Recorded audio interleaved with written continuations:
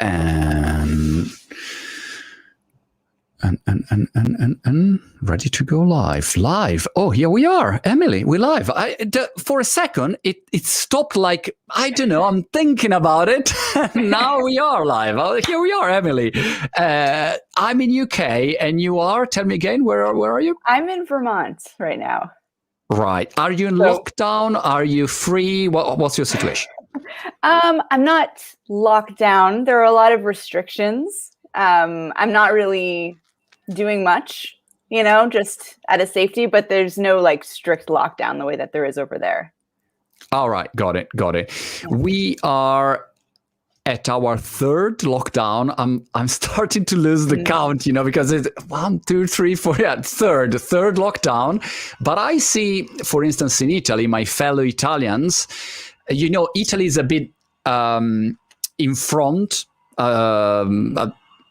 If I think about the curve, they already got, they started first. So they are like 3 weeks in front if I compare Italy with the UK. And they started to go they call it a yellow zone, where basically they can go out, they can eat inside a restaurant or something like that. So they started to be free, basically. That's the situation. So I don't know what will happen now, but this is the situation. Yeah, I think technically here I could go eat in restaurants. I think that's happening. Right. I'm not doing it. Got it. But, so you at home, basically. You stay at home most of the time. Pretty much, yeah. Go on hikes and walks and get outside. Do you miss? I don't know if you always traveled a lot or doing a lot of speeches around. I can imagine you had a lot of speech requests. Yeah. Do you miss the events and the going around, or you adapted very well to the situation? How did you adapt? I'm honestly like such an introvert. Right. So I'm okay with not traveling around and just kind of like, I'm such a homebody. Like I'm not saying, not that I am enjoying it, but part of me is enjoying it. Got it. Yeah. I don't really miss that. I'm kind of happy being at home and with my family and living a quiet life at the moment. What I do miss is just like seeing friends and like having game nights and dinner parties and things like that. It's funny because I work from home and I manage my companies working remotely for many years now, probably 7 years, something like that. So I'm really used to, working from home, doing videos from home. I mean, this is my normal life. But since January last year, I'm in Brighton. I'm not moving for 1 year. I'm not traveling for 1 year. And to me, it started to feel weird, I think, oh gosh, that's weird. I'm okay because I'm like you, I'm good. I can stay here 24 hours. I have no problem with that. My wife could have problem with that, and my kids. But easy for me. On the other side, there is a certain limit that I'm discovering about my character. So I think I'm less introverted than I was thinking. Something like that. Yeah, I understand that. For me, it's like I do miss like a party or like just going out to a bar and like having people around and like chatting, like the little things, it's like the little interactions and seeing friends and yeah. So can you believe that I launched a community 2 years ago, and the name, and I closed it because I couldn't follow it properly, and the name of the community was Slashers, that I discovered that in English is both a horror movie style, but also slashers, like with the people with the slash. Yeah. When they ask you what's your job, and you answer, I'm an entrepreneur and I create content, and and you start with the end, you are a slasher, and then checking your work and thinking about what you do is exactly that. So I know that I'm not alone. Totally. Actually, it's funny because I've got my different words for different work models. I've got the slash career, and then there's this other thing I was thinking of calling like a serial career, serial work model, serial career. And then somebody was like, I'm a serial slasher. And I was like, that just does not sound right. It sounds like a serial killer. So I need to like change my words a little bit. But yes, the slash career is like this slash that slash. So it's like programmer slash comedian slash teacher, slash artist. So someone who does many things. But you know what's funny? That when I was a student, long time ago, I'm almost 50 now, so I'm 48. And if I think when I was, I don't know, 18 or 17, at school, everyone was teaching me, to find one job, do that job for the rest of your life. That's it. That was my, mantra. And then I was never, I didn't feel comfortable with that because I had a lot of different ideas, interests, and I got bored very quickly. If I launch a startup, after a bit, I say, oh gosh, I'm bored now. I want to do something else. And I always felt for so many years uncomfortable with that. And then I started to realize that it was part of my character, and like me, a lot of other people around the world, they were in the same situation. So the storytelling started to change about it. What do you think? Yeah, I mean, that was my story too, and I think it's so many of our stories is just there's this pressure in society to like choose one thing and to just specialize and narrow our focus and just and I think there's this like myth that is the key to success. But if you actually look around at the world, especially now, like so many people are doing multiple things and they're not, I mean, some of them are struggling, but some specialists are struggling. It's not about like one equals success, the other is just like you're flailing about. There are plenty of people who do multiple things who are very successful and have thriving businesses or have thriving careers or, just really interesting lives. And it's really unfortunate because I think so many of us grow up feeling like there's something wrong with us if we can't pinpoint that one thing. Whereas if we just embraced our multiplicity, our multipotentiality, then we might be a lot happier and we might actually do more interesting work. No, absolutely. By the way, Marco is sending a very sweet message. Look at that, Emilie. Your book has been very inspiring. Thank you. And you have a lot of congrats here. So very good. I like it. So the Italians love you. Just to let you know, that's it. I love the Italians. I would love to come visit. Have you ever been to Italy or not? I've been once, but only for like a few days. So it really doesn't count. I was like 20 and I did a bus tour around Europe and so we did like Venice, Rome, Florence, like, okay. Yeah. So no, not really. Some random bus. I mean, it was like enough for me to be like, I have to go back there one day. Got it.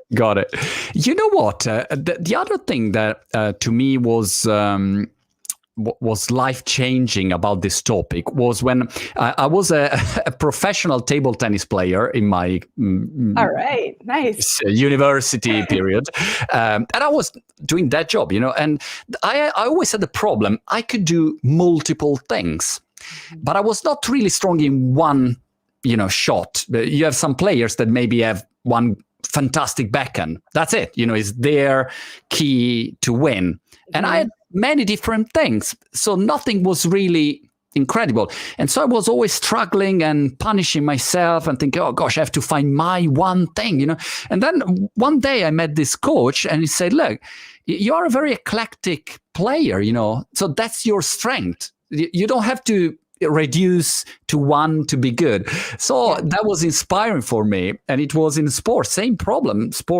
Athletes have the same exact problem with this culture of doing only one thing. That it works for some people, but you also need to have the right character probably to do only one thing for the rest of your life and you're also happy about it.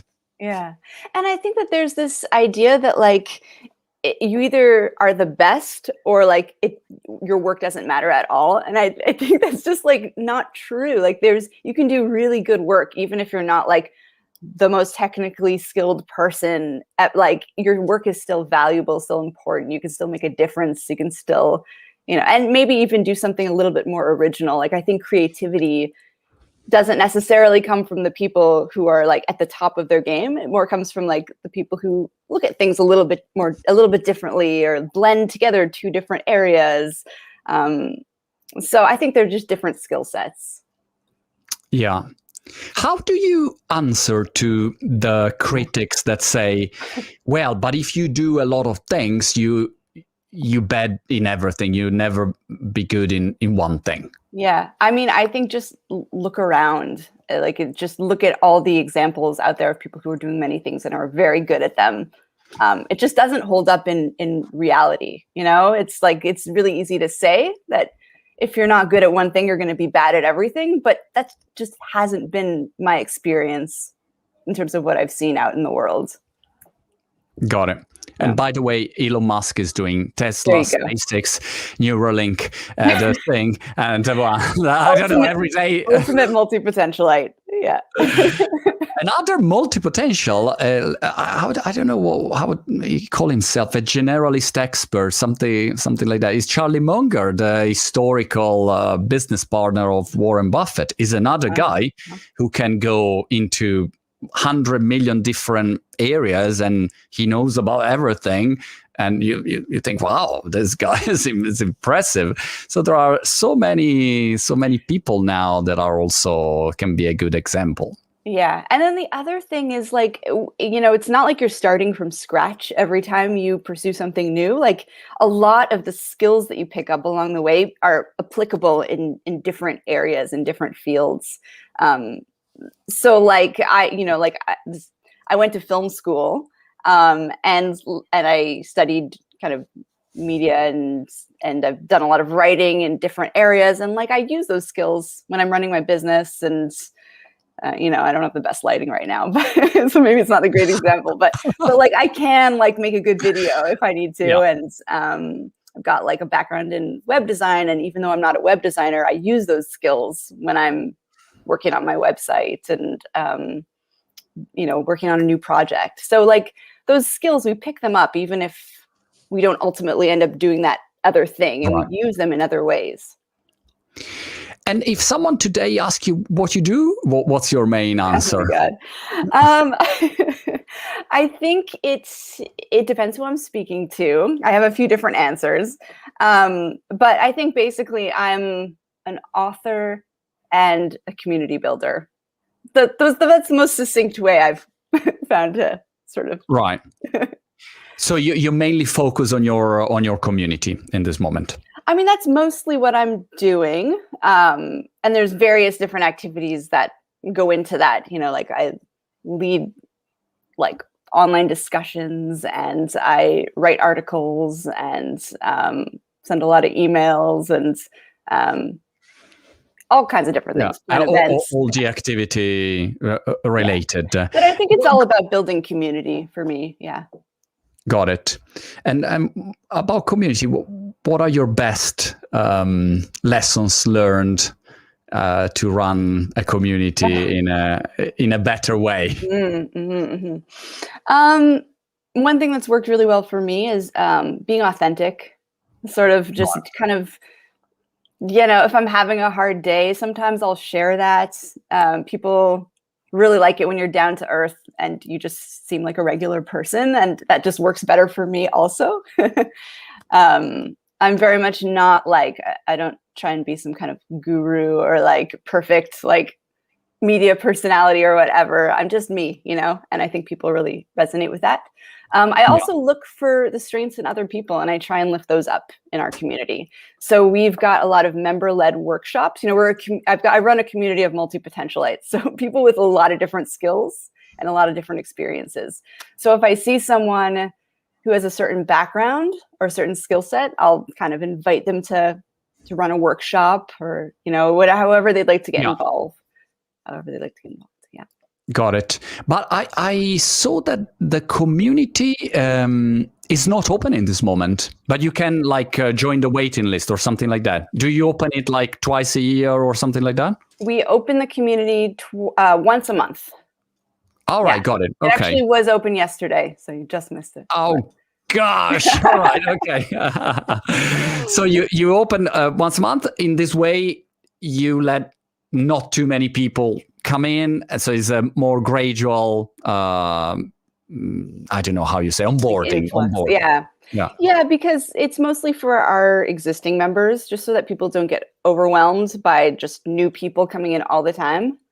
And it's nice to be able to rally around and greet people. It's new member week, so lots of people are posting introductions, and then other members of the community are welcoming them and replying to their introductions. And so it's nice to just have that be focused a little bit. I like it. And what does your community include? I mean, is like a Facebook group? Are you, I don't know, Telegram? Do you meet physical events after COVID? I mean, how does it work? So we've got our own platform. It's sort of if we're talking tech, it's like a WordPress discourse integration. So we've got a really active forum.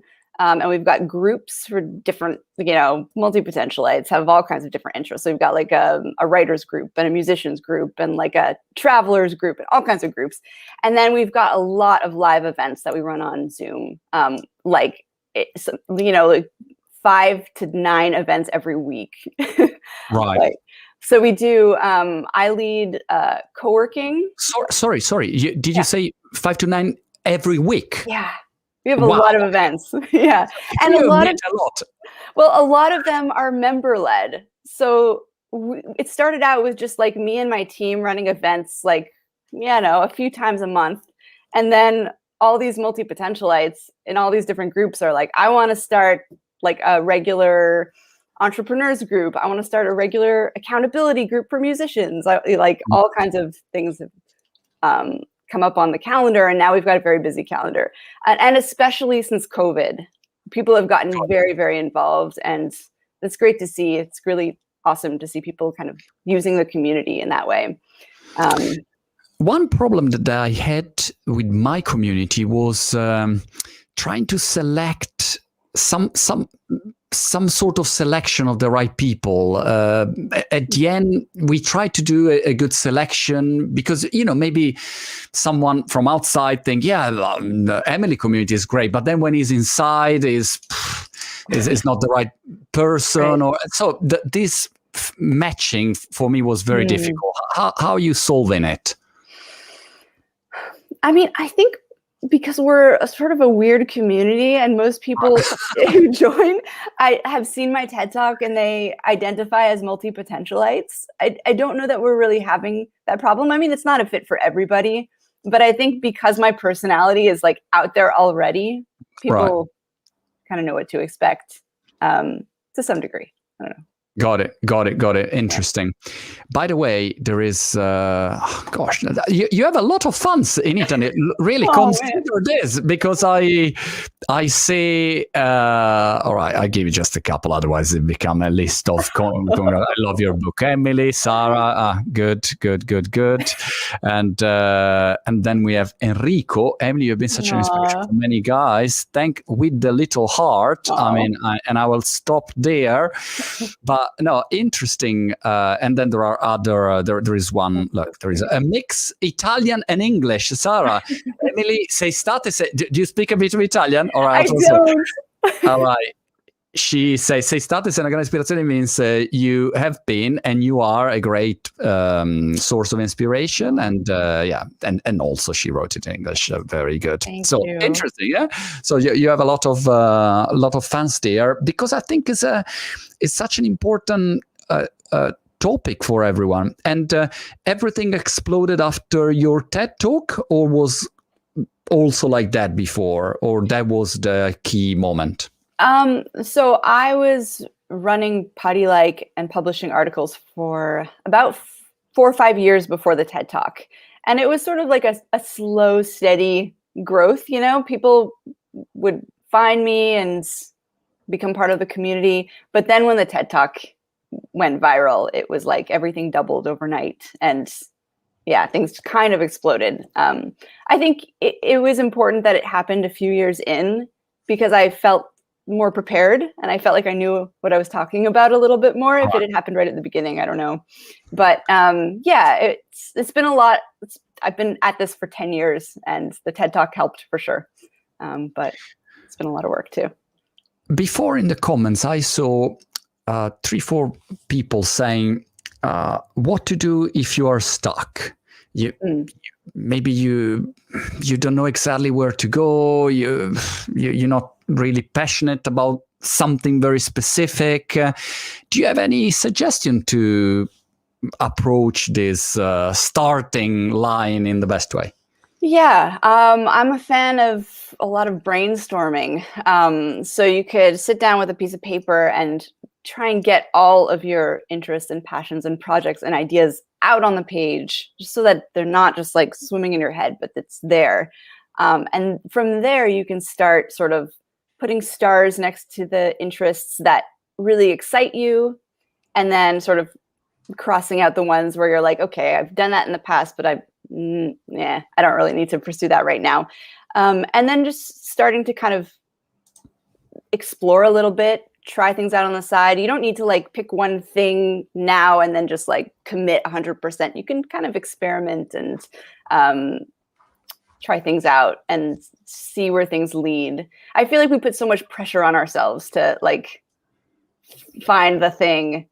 And if we just let ourselves explore a little bit, we might actually have more answers. Don't you think, Emilie, that often is also the media narrative that is like that? Because if I go into the real story of some, I don't know, Roger Federer, the tennis player, of course he's a tennis player for a long time, but before becoming a tennis player, he tried 1 gazillions of different sports. Yeah. He didn't start with only, there are some athletes that just start when they are 5 and they say, I will be a football player. That's it. And he is a football player all life. But I mean, they're not the standard. I mean, usually you have no idea what to do.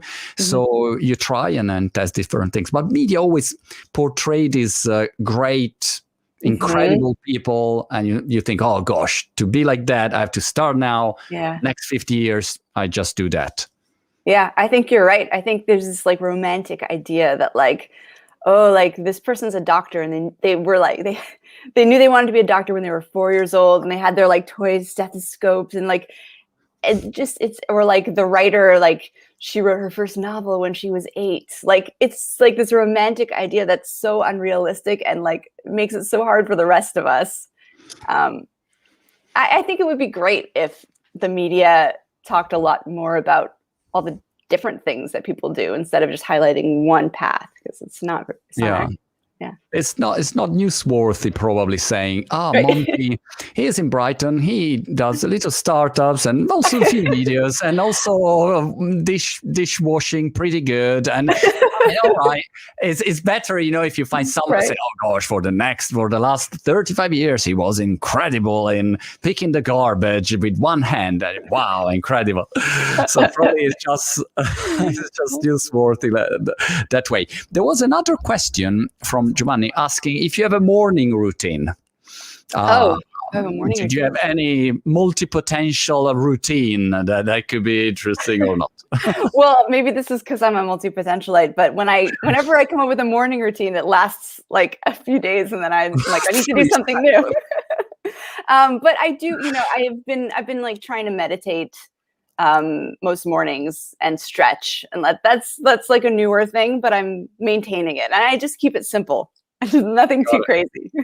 Emilie, recently, I mean, for the last 2 years, I discovered this Wim Hof, Wim Hof, the Iceman, the ice cold shower method. Oh, yeah, okay. And I started 2 years ago, very skeptic, because I'm Italian. We are skeptic about everything. I mean, we don't believe until you prove it. We don't believe, and it works incredibly well. I mean, it's painful because every morning you have to go there and say, now I'm gonna do it, and it's cold. It's really cold, but it feels great. So I was really impressed. Get up and you jump in the cold shower.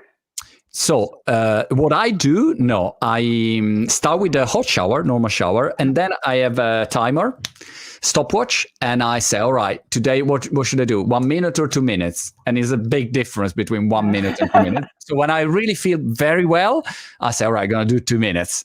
And otherwise, I just do 1 minute, which is still long. 1 minute cold shower, if you're not used, is a long, long time to go. So usually you start maybe with 10 seconds, then 15, you start like that. And that's it. And then you go into the world. But your body is getting stronger, definitely. So I also interview him, and is a crazy Dutch guy, fantastic. Interesting person. So that's it. That's the only routine that I kept in the morning. All right. And it just makes it like you think clearer or feel good?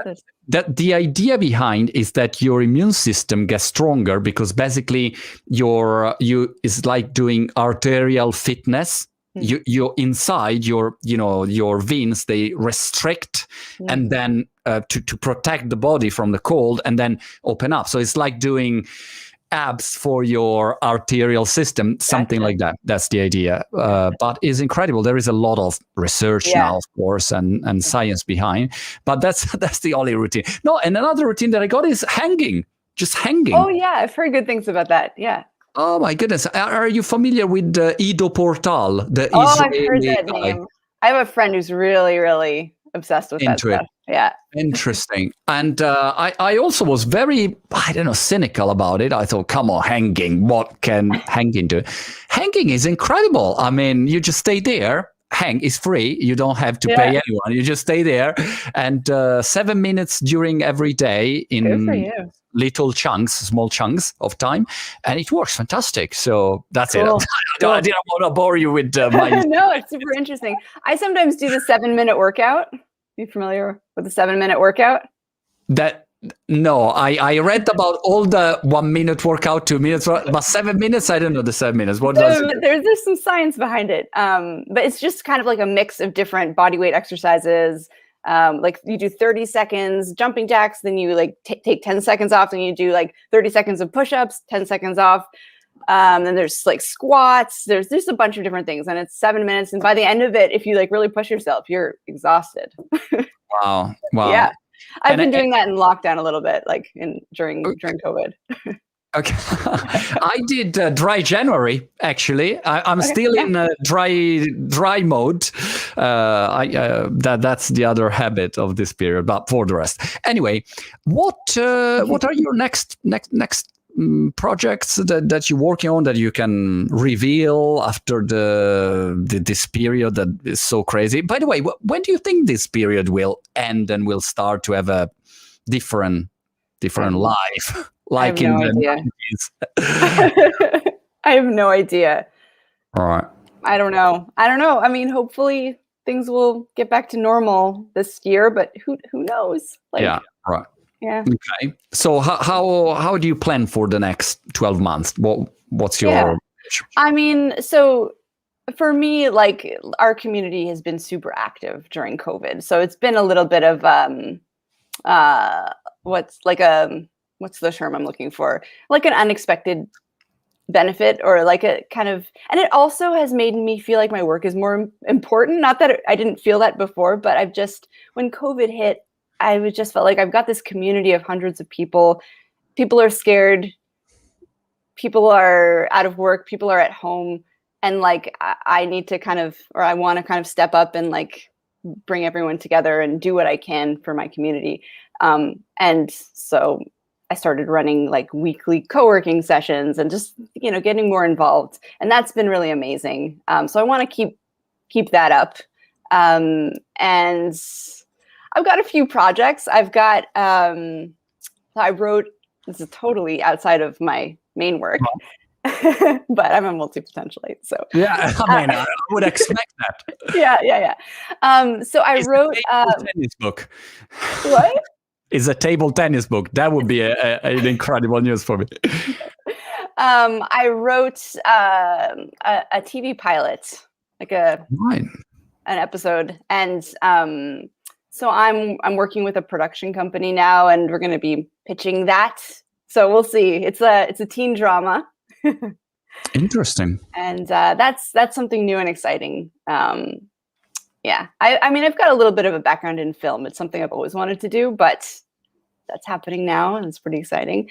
And then I've got some, Putty, like, we did a whole redesign of the site about, I guess, last June, the new site came out.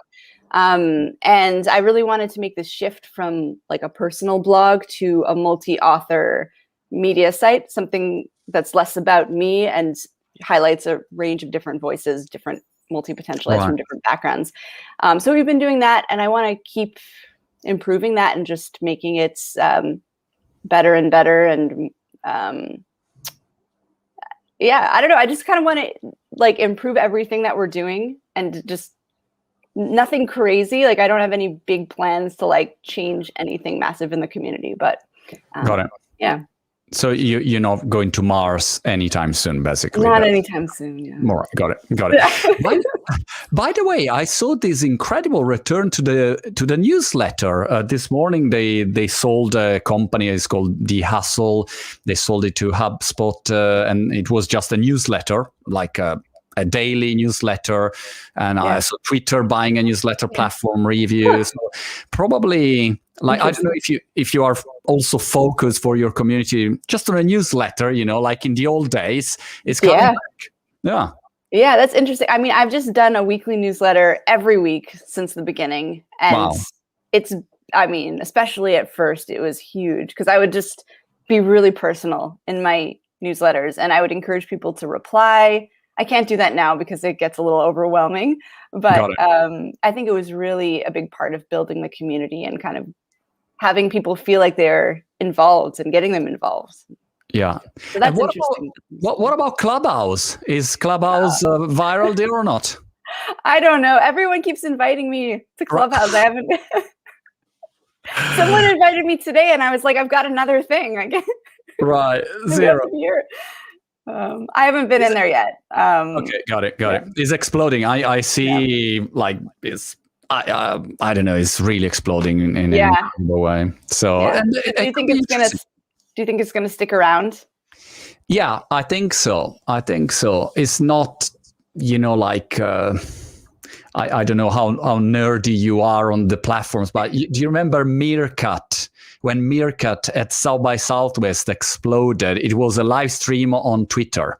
It was the first time, and then Twitter launched its own platform. Yeah. But sometimes you see, just hype, or I don't know, Among Us, a video game that my kids played for 1 week, like was the only thing in the universe, and then disappear, And this thing is different, and I think would be interesting for your community because you can have interesting conversations there.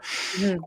And if I use a forum or a live stream, and I use the comments like that, we don't have the context of the person there. And inside Clubhouse, you can hear the voice, so you can hear if someone is stressed or is worried or is joking. So you have a different way of talking. So I like that. Definitely, I like that. But we'll find out. Maybe it will disappear tomorrow, and that's it. And I was wrong. Very good. Emilie, thank you so much. Oh, no, I was curious about one thing, final thing. But did Chris Anderson call you from the TED or not? Or you met him, or he just knocked at your house and say, "Yeah, I'm Chris Anderson. I really love your video." And how did it work? No, I've not heard from Chris personally, unfortunately. Really?